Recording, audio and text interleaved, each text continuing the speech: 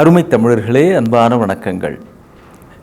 இந்த தலைமுறை இளைஞர்களை பற்றி விமர்சனம் செய்கிறவர்கள், ஆய்வு செய்கிறவர்கள் இந்த தலைமுறைக்கு ஒரு பெயர் கொடுத்திருக்கிறார்கள். ஆஃப்டர் மணி ஜெனரேஷன் என்று இந்த தலைமுறையை சொல்லுகிறார்கள். பணத்தை தேடி ஓடுகின்ற தலைமுறை அப்படின்னு. உடனே அப்படி இளைஞர்கள் உடனே சண்டைக்கு வரக்கூடாது. இது ஒரு கட்டுரையில், ஆய்வு கட்டுரையில் படித்தது. நான் அப்படி இல்லை அப்படின்னு நீங்கள் உடனே சொன்னீங்கன்னா ரைட்டு, மகிழ்ச்சி தான். நீங்கள் அப்படி இல்லை, வாழ்த்துக்கள். ஆனால் பொதுவாக உலகம் முழுவதும் இந்த தலைமுறை பணம் பணம் மேலும் பணம் என்று தேடிக்கொண்டு ஓடிக்கொண்டு இருக்கிறார்கள். ஒரு பாடல் கூட அப்படி தானே ஆரம்பிச்சுது, காசு பணம் துட்டு மணி மணி அப்படின்னு. என்ன காரணம் என்றால், உலகத்திலே இன்றைக்கு பணத்திற்கு இருக்கிற அந்த ராட்சச வலிமை, அப்படிதான் அதை சொல்லணும், அந்த அசுரத்தனமான வலிமை வேற எதுக்கும் இல்லை. வேற எதையுமே பணத்தை வச்சு வாங்கிடலாம். பணத்தை தான் எதை வச்சு வாங்குறதுன்னு தெரியல. அந்த அளவுக்கு அதற்கு உங்களுக்கு தேவையான சகலத்தையும் அது தீர்மானிக்கிறது. நீங்கள் படிக்கிற கல்வி, அணிகிற ஆடை, உண்ணுகிற உணவு, அப்புறம் பெற்றுக்கொள்ளுகிற மருத்துவம், அந்த மருத்துவத்தினுடைய தரம், எந்த மாதிரியான மருத்துவமனையிலே நாம் எப்படிப்பட்ட மருத்துவ சிகிச்சை பெறுகிறோம், எந்த வீட்டில் தங்குகிறோம், எதில் பயணம் செய்கிறோம், சைக்கிள்லையா, பைக்கிலையா, கார்லையா, பிளேன்லையா, கார்லேயே எதில் போகிறோம், சாதாரண கார்லையா இல்லை விலை உயர்ந்த ரோல்ஸ் ராய்ஸ் மாதிரியான காரில் போகிறோமா, எதில் செல்லுகிறோம், எந்த வகையான ஆடை அணிகிறோம், சும்மா 4 முழ வேட்டி ஒரு துண்டா அல்லது உலகத்திலேயே மிகப்பெரிய பணக்காரர்கள் அணிகின்ற ஆடையா, எதுவாக இருந்தாலும் அதை தீர்மானிப்பது என்பது பணம்தான் அப்படின்னு பார்த்தா அது உண்மைதான் தோன்றுகிறது அல்லவா? பணம் மட்டும் இருந்துருச்சு அப்படின்னா கடவுளையே கூட நம்ம மடக்கிடலாம் அப்படின்லாம் சொல்கிறது உண்மைதானோ?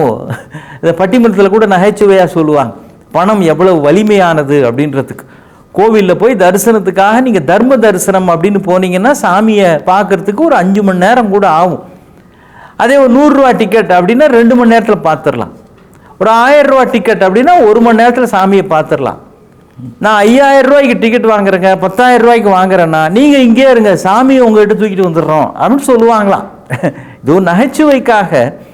ஆனால் எனக்கு அதில் சம்மதம் இல்லை. சாமி சிலையை வேண்டுமானாலும் எடுத்து வரலாம். 10,000 ரூபாய் கொடுத்து வாங்குகிறவனுக்கு டிக்கெட் வாங்கினால் சாமி சிலை வேண்டுமானாலும் பக்கத்தில் வரலாம், சாமி பக்கத்தில் வராது. காரணம், இறைவன் ஏழைகளுக்காக இறங்குகிறவன். யார் தர்ம தரிசனத்தில் தனக்காக காத்திருக்கிறார்களோ அவர்கள் கடைசியில் இருந்தாலும் அவன் அருட்பார்வை அவர்களை நோக்கித்தான் திரும்பும் என்பதுதான் உலகம் முழுவதும் இறைமையை பற்றி சொல்லப்படுகிற செய்தி. அது ஒரு பக்கம் இருந்தாலும் கூட பணம் எவ்வளவு ராட்சசத்தனமான வலிமை வாய்ந்தது என்பதை காட்டுகிறது. உலகத்திலேயே இந்த பணம் சம்பாதிக்கிறதுல புகழ் பெற்றவர்கள் யார் தெரியுங்களா? யூதர்களைத்தான் அப்படி சொல்லுகிறார்கள்.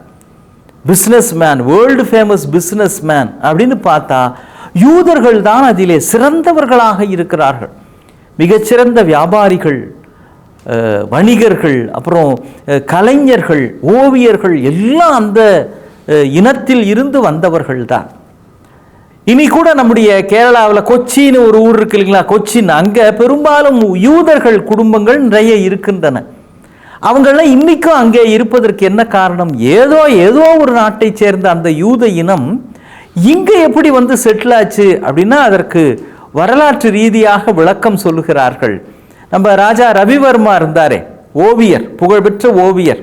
நம்ம வீடுகளில் சாமி படங்கள்லாம் இருக்கு இல்லைங்களா, இந்த சரஸ்வதி, லக்ஷ்மி, அந்த சாமி படங்கள் நீங்கள் பார்த்துருப்பீங்க. அதையெல்லாம் வரைந்து அவர் பெற்ற அந்த வரைந்து பெற்ற அந்த புகழாக இருக்கட்டும், அவர் வரைந்த ஓவியங்களாக இருக்கட்டும், உலகம் முழுவதும் புகழ்பெற்ற ஒன்று அல்லவா?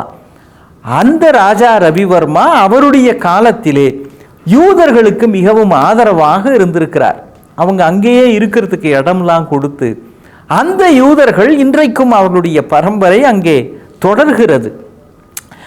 அதில் ஒரு யூதர், அவர் ஒரு நாள் கடற்கரை ஓரமாக நடந்துக்கிட்டே இருந்தப்போ அவருக்கு ஒரு பை ஒன்று கிடச்சிருக்குது கடற்கரை ஓரமாக. அந்த பையை எடுத்து திறந்து பார்த்தா உள்ளுக்குள்ளே 2 தங்க நாணயம் இருக்குது. என்னடா இது தங்க நாணயம் இது உள்ள இருக்கே அப்படின்றப்போ ஒரு அசரீரி குரல் கேட்குதான். நீ அதை எடுத்துக்க. ஆனால் அதை எடுத்து நீ செலவழிக்கிறதுன்னு முடிவு பண்ணிட்ட அப்படின்னா அந்த பையை கடலில் தூக்கி போட்டுறணும். அப்புறம் அது வேற யாருக்காவது கிடைக்கும். நீ அதை எடுத்து அந்த பையை தூக்கி போட்டால் தான் அதை நீ செலவழிக்கவே முடியும். இல்லைன்னா நீயே வச்சுருந்தீன்னா அவ்வளோதான், அதை செலவழிக்க முடியாது. அந்த நாணயமும் மறைந்து விடும், பையும் மறைந்து விடும். இனிமே உன் இஷ்டம் அப்படின்னு சொல்லுதான். இவர் அதில் 2 நாணயத்தை எடுத்துக்கிட்டார். இப்போ மறுபடியும் எடுக்கணும் அப்படின்னா எடுக்கலாம், ஆனால் செலவழிக்கணும் அப்படின்னா அவ்வளோதான், அது பிறகு கிடைக்க போதில்லை. இதை கடலில் போட்டால் தான் இதை செலவழிக்க முடியும், இல்லைன்னா அது மறைஞ்சு போயிடும். சரி, 2 நாணயம் மட்டும்தானே போதும், இன்னும் எடுத்துக்குவோம், இன்னும் எடுத்துக்குவோம், இன்னும் எடுத்துக்குவோம். பாருங்க, இவருக்கு திருப்தியே வரல. ஏன்? இதை செலவழிக்கணும் அப்படின்னா நீங்கள் பையை தூக்கி போட்டுறணும், அப்புறம் போயிடுச்சுன்னா எதுவும் கிடைக்க போகுது இல்லையே, என்ன பண்ணுறதுன்னு தெரியல. சரி, இப்போதைக்கு எடுப்போம் அப்படின்னு எடுத்திருக்கிறாரு. வீடு முழுக்க தங்க நாணயங்களாக வந்த பிறகும் கூட மனித மனத்திற்குள்ளே நிறைவு வரவில்லை. எவ்வளவு நாணயங்கள் சேர்ந்த பொழுதும் கூட பையை தூக்கி போட்டு விடலாம் அப்படின்ற நிறைவு வரல. அப்புறம் ஒரு நாள் அவருடைய வாழ்நாள் முடிஞ்சு போச்சு. அவர் பாருங்க, இதே ஒரு வழக்கமாக அவருக்கு இருந்த காரணத்தினால அவர் வீடு முழுவதும், அவர் உறவினர்கள் அப்புறம் வந்து பார்க்குறாங்க, வீடு முழுவதும் தங்க நாணயங்கள். ஆனால் கடைசி வரைக்கும் அந்த மனுஷன் வேற எதுவுமே இல்லையே அவங்ககிட்ட. வசதியும் வாய்ப்பும் கருவிகளும் ஏராளமான சாதனங்களும் வீட்டுக்குள்ளே இருக்கணுமே, ஒன்றுமே இல்லையே. சோத்துக்கு கூட ஒன்றும் இல்லையே. ஏன்? இதை செலவழிச்சாதான் அரிசியாவது வாங்க முடியும், பையை தூக்கி போட்டால் தான் இதை செலவழிக்க முடியும். தமிழன் எவ்வளவு புத்திசாலி பாருங்க. நம்முடைய பெரியவர்கள் ஆயிரக்கணக்கான ஆண்டு காலத்திற்கு முன்பாக ஒரு பழமொழியை அதனால தான் சொல்லி வச்சிருக்கிறாங்க. என்ன? போதும் என்ற மனமே பொன் செய்யும் மருந்து. அடாடா, இந்த பையிலேருந்து நமக்கு வந்தது போதும்பா அப்படின்னு திருப்தி அடைஞ்சிருந்தா அப்படின்னா இந்த நாணயங்களை செலவழித்து சௌக்கியமாக வாழ்ந்திருப்பான். இன்னும் வேணும் என்று ஆஃப்டர் மணி ஜெனரேஷனில் ஒருவன் என்பது மாதிரி ஆஃப்டர் கோல்ட் ஜெனரேஷனாக அவன் இருந்திருக்கிறான். விளைவு, வாழ்க்கையில் பெற வேண்டிய மகிழ்ச்சி, நிம்மதி, ஆனந்தம், சௌகரியம் எதையுமே பெற முடியாமல் தங்கத்தை தேடி ஓடியது மாதிரி தான் பணத்தை தேடி ஓடுகிற தலைமுறையாக ஆகிவிடக்கூடாது. வாழ்க்கைக்கு பொருள் வேண்டும், வாழ்வதிலும் பொருள் வேண்டும் என்று ஒரு பிரபலமான வரியை கேட்டிருப்பீர்கள்.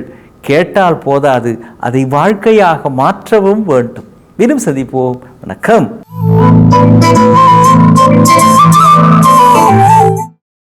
இன்னும் பல வீடியோக்களை காண சன் லைஃப் சேனலை சப்ஸ்கிரைப் பண்ணுங்க.